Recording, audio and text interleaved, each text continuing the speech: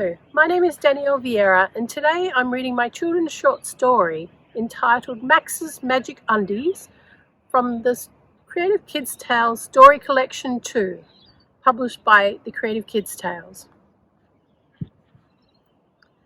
Max lay curled up on his bed, staring at a red figurine on his bookshelf.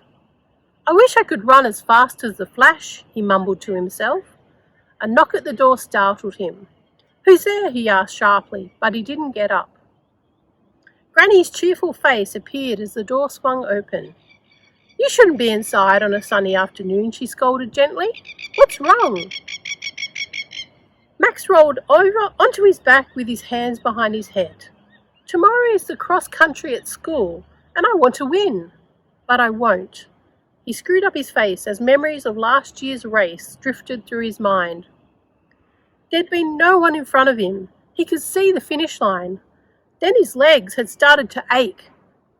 As he slowed down, a ginger-haired boy sped past to grab first place.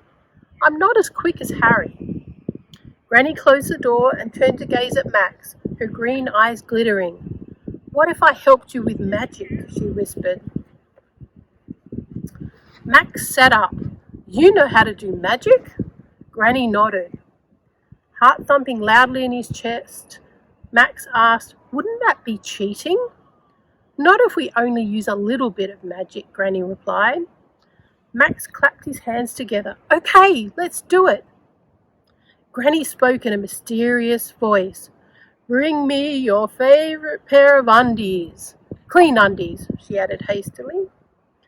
Max jumped off his bed and rummaged around in his drawer.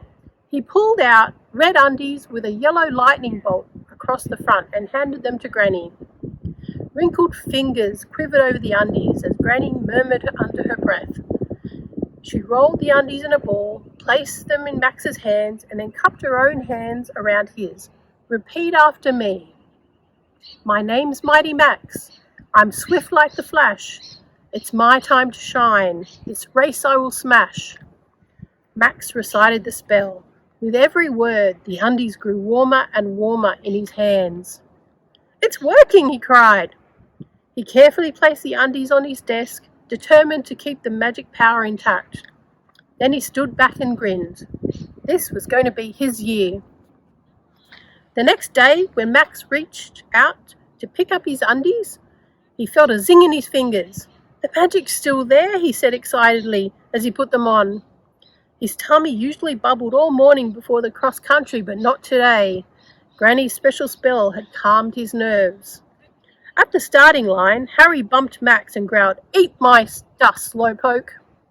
Max shrugged and laughed. He couldn't wait to see the look on Harry's face as he crossed the finish line, only to find Max there waiting for him.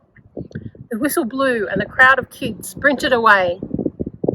Max knew that the cross country was a long race and that he had to pace himself, so he took his time. Jogging along, he cruised past a few kids who had run out of steam before they'd even made it once around the school. And there were still 3 laps to go.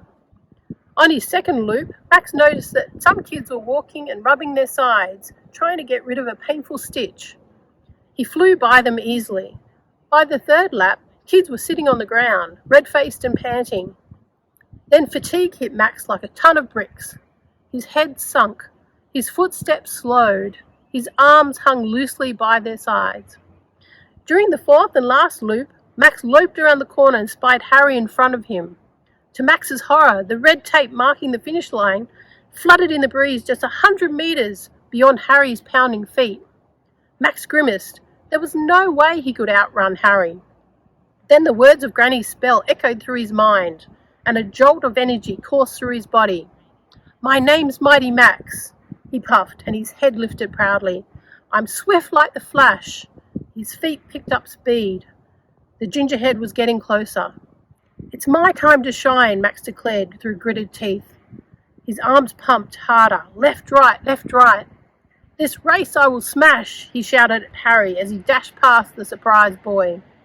Max threw his hands in the air as he crossed the finish line first. Then he collapsed on the ground, gulping down air by the mouthful. He'd done it. At home, that That familiar pair of green eyes twinkled at him as soon as he walked in. "Well?" "Granny, the magic undies worked! I won!" Granny chuckled. "Are you sure it was the magic undies?" Max thought about the race. Not once while he was running did his magic undies feel warm or zingy. He had been so intent on beating Harry that he had actually forgotten all about the undies. "I think I won because I believed in myself. I remembered the words in your spell, and I knew in my heart that I could make them come true by trying as hard as I could." Granny gathered Max into a bear hug.